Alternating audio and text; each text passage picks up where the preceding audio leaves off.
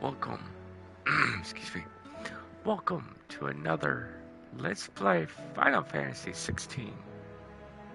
Let's go ahead and get these side quests out of the way, which I'm doing. So it's a lot of them.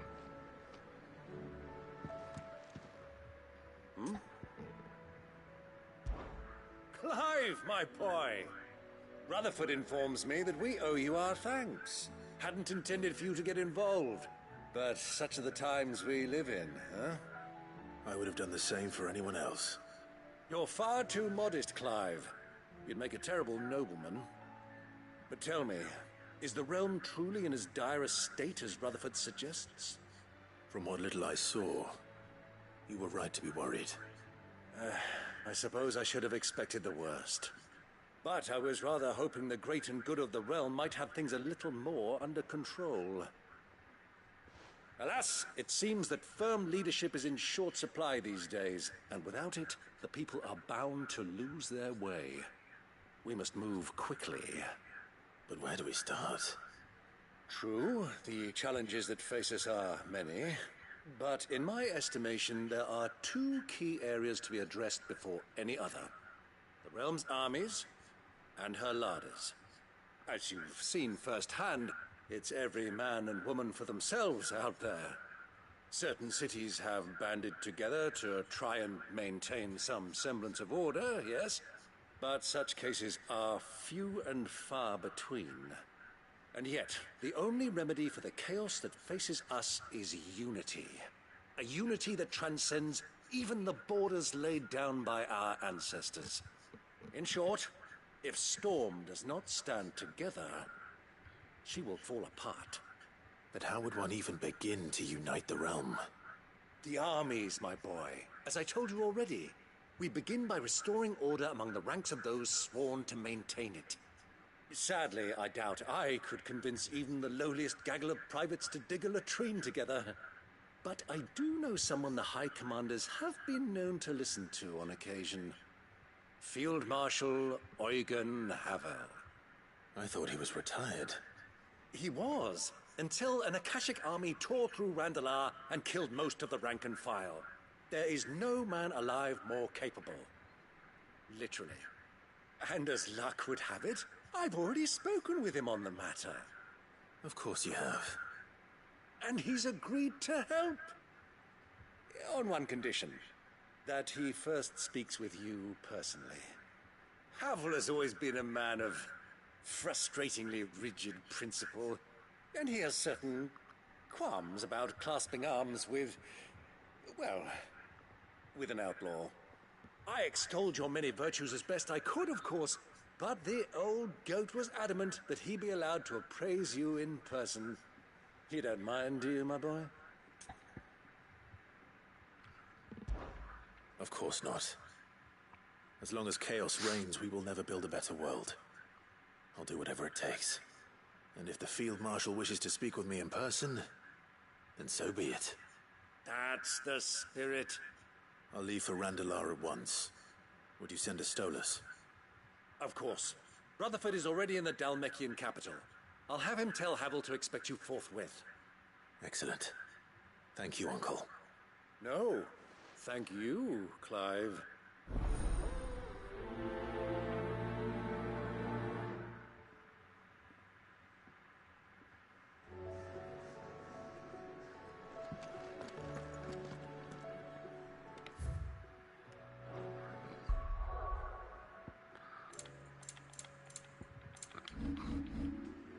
Meant to go to the map.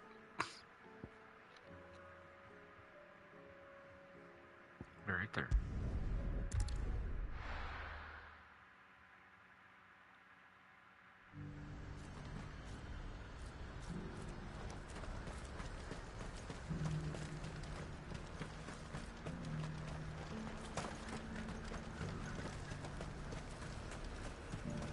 Do you see that too?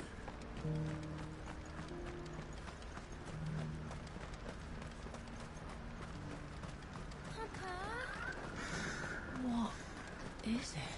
Oh, please. Just make it stop. I'm scared.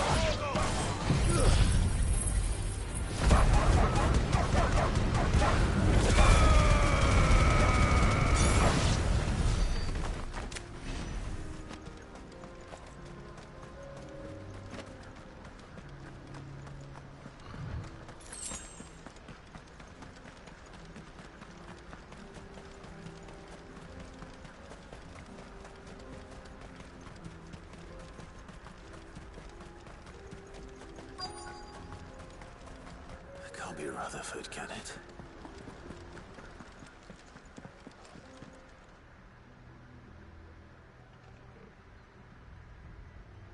Turncoats and cowards, the lot of you! If it's a fight you want, it's a fight you shall have! Allow me. I don't need your... Please, Field Marshal. Obliging. This won't take long. You're right. It won't. Men, finish him. Let's have some fun.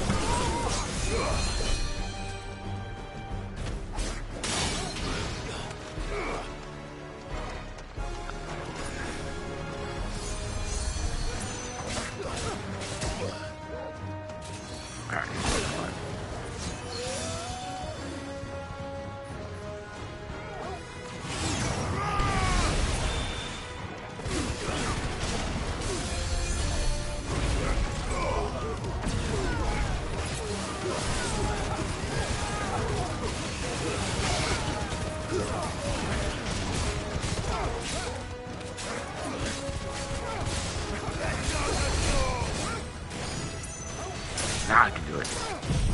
Now I can use it.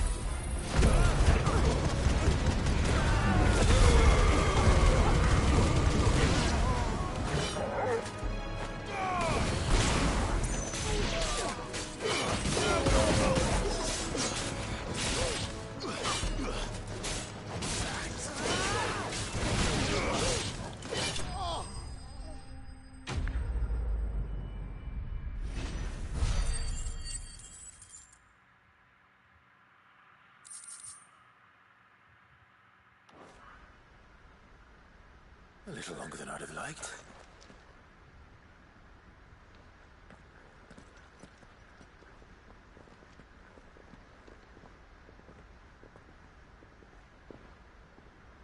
Field Marshal Havel, I presume.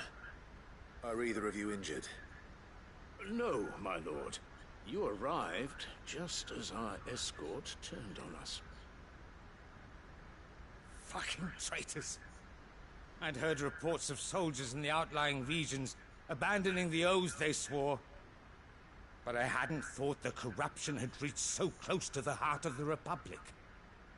It's a fucking disgrace. Your interfering old bastard of an uncle tried to warn me, of course.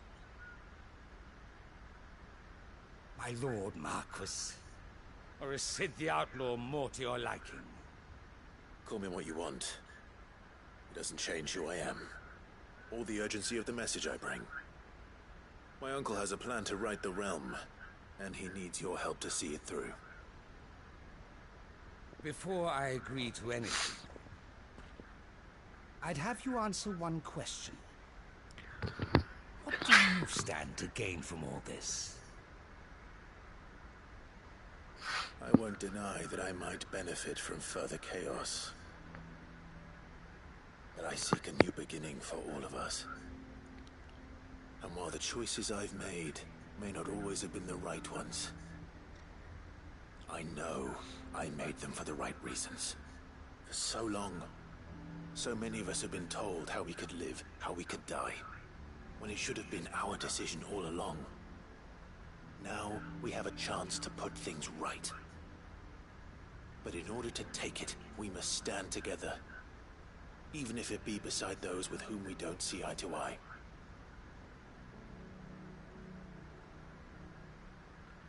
Certainly not the words I expected from an outlaw. But perhaps your uncle was right. You are no ordinary outlaw. I'll never hear the end of this. All right. I'll start by ordering my most trusted guard to bring the Dhalmekian fringes under control. Next, I'll make contact with my counterparts in the Imperial Army and see if I can't convince them to try and restore order in their own territory. Thank you, Field Marshal. But they are not the only ones we will need to convince. What do you mean? I don't doubt that I can bully some sense into a few generals, but those they answer to require a different kind of persuasion. And when it comes to honeyed words, well, we will need an envoy. One who can court even the most stubborn of statesmen. You, perhaps. I'm flattered. But I'm no diplomat either. And I have other problems to attend to. What we need is a skilled arbitrator. And I may know just the person. Is that so? And would he happen to be an outlaw too? Of a different kind, perhaps. Well, beggars can't be choosers. I suppose we'll all have to find a little of the outlaw in ourselves if we're to make it through this. Very well. Send your man to me right away. I shall.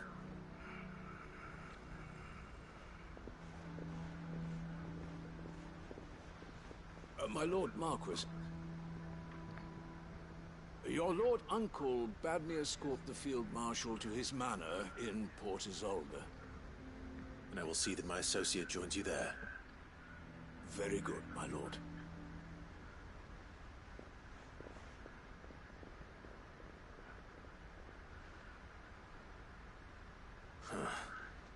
An envoy. I'm not sure I'm the man to talk anyone round. I can barely convince my brother to take his medicine. No. This is a job for someone with experience. Someone like Quentin. I hope I can convince him at least.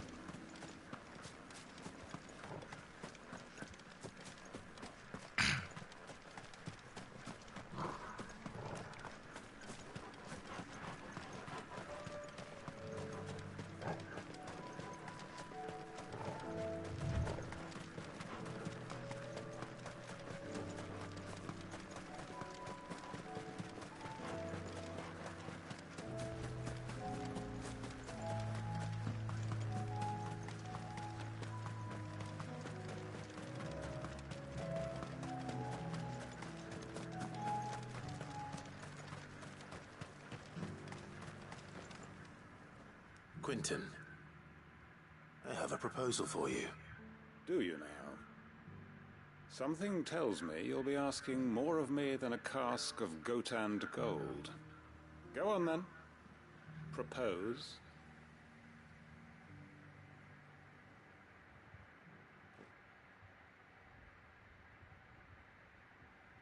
You'd have me convince the chiefs and chamberlains of the realm that they should simply swallow their pride and do the one thing that has proved impossible for thousands of years. Was there anything else? Perhaps I can fetch you a meat pie as well. I know it's a lot to ask, but I can think of none better suited to the role. And you'd have me give up what little I have left to do it. I told you, Clive. The people of Lostwing are my family, and I cannot abandon them. You'll have to find someone else. I'm sorry to hear that. So am I. And why might that be? What he's asking. How's it any different to what you've done so far? They want you to speak for those who can't speak for themselves. That's what you do best. If it's the vineyard you're worried about, we'll see that the grapes are picked and the tons filled. You know we will. It's not that. Then what is it? You said yourself we're family. Don't you trust us? You know that's not what I'm... Then what are you saying? That only we are worth saving? Why turn your back on everyone else? You convinced us we could build new lives for ourselves, and if you can do that, who's to say you couldn't convince the entire realm? A stirring argument. I fear that any rejoinder I make might fall somewhat flat by comparison. So you'll join us? Where do you need me? Field Marshal Havel will want to speak with you in person. He's currently in Port Isolde. I can arrange for a party of Cursebreakers to accompany you there. That would be very much appreciated. I hear the roads are far from safe these days. Hopefully not for long. My uncle will want to know that his plan is taking shape.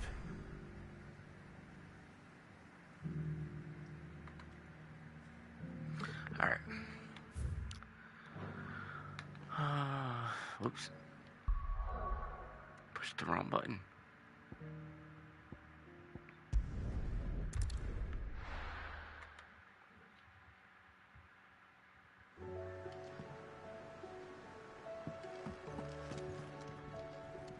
Uncle, I bring good news.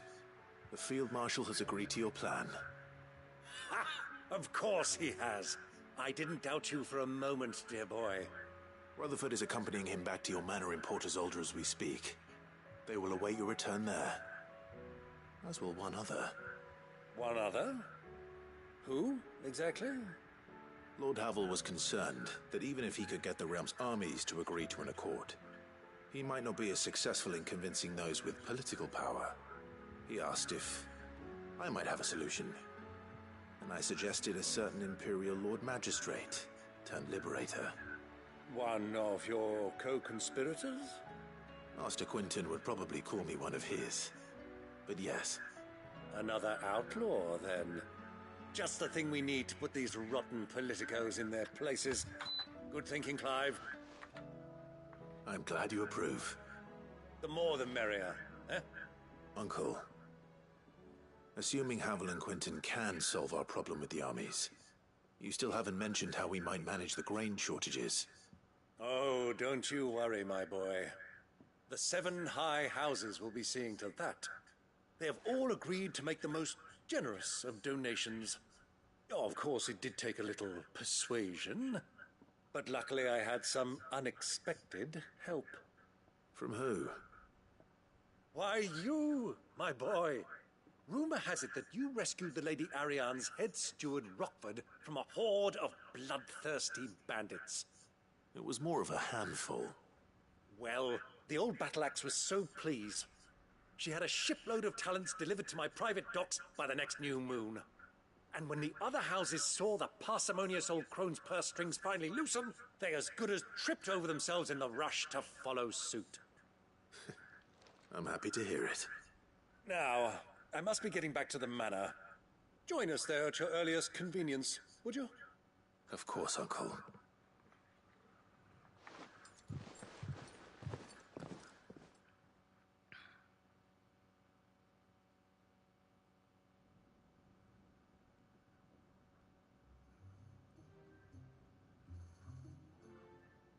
And how, pray tell, will we get that grain to the capital if the roads are still overrun with Akashic? You'll find another bloody road. I only have so many men, and I'm not about to send them headlong into an ether flood. That is, unless you'd have them turn as well. Well, I'd certainly eat less. Says the man with a belly bigger than a band of curls. My soldiers actually need their rations. Without any food to keep them going, they'll be dead even before you've sent them on your fool's errand. If I may, gentlemen, perhaps I might suggest an alternative approach. Though supply routes are indeed disrupted, there is no shortage of ships. Indeed, they bob away in every bay from here to Randalar, awaiting a safe haven. Allow them to make port and fill their bellies full of grain. And once those who crowd the cities are fed, ferry the displaced back to the countryside to work the fallow fields. But I'm sure that you wish to continue your discussion. Forgive the interruption. Two such firm friends as yourselves need no help from the likes of me.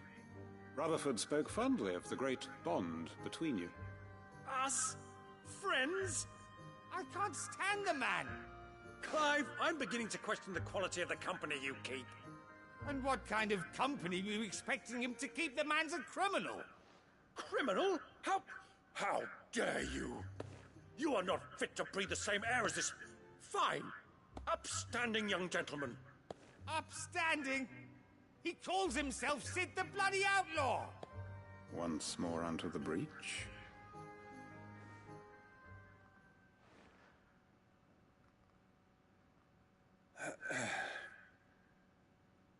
Shall we begin again? What we seek here is not to create a new nation, nor to claim the thrones of those that already exist. We wish simply to bring stability to the realm that mankind might weather the current storm. And to do that, we must convince those in power, the generals, the statesmen, the nobles, that our cause is just. There will be disagreements, yes. And I imagine some resistance, much resistance. But we cannot let that deter us.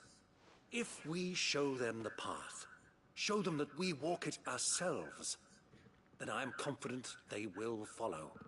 The fate of the world lies in my nephew's hands, but the well-being of her people lies in ours. And we must not squander the chance that Clive has given us. Uncle Byron, Now, with that settled, let's move on to the signing of the Accord. For what great moment in history hasn't been accompanied by a little ceremony?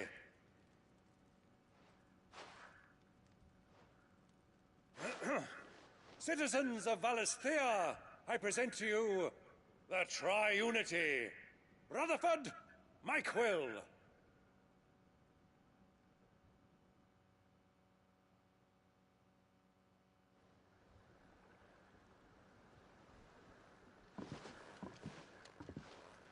Well, my boy, the stage is set. that it is. This is the role you were born for. Now I ask only that you trust in the talents of your supporting cast.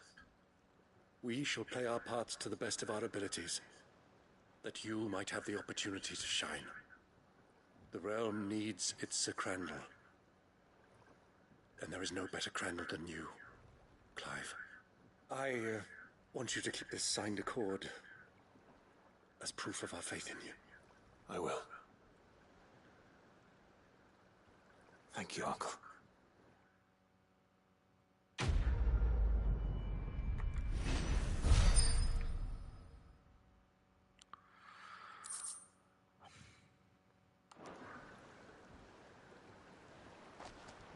Alright, we got that out of the way. Well, What do you think that thing is? And how the hell is Sid gonna deal with that?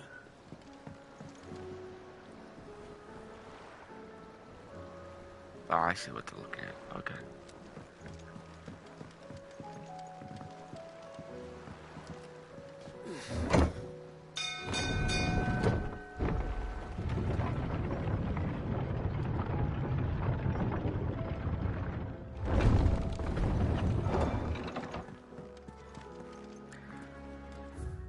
Alright, how many sequels to go? 3 more? Alright, we're going excuse me, we're going to stop it here. So see y'all next time for more Let's Play Final Fantasy 16. I'll be back. See y'all next time. Peace.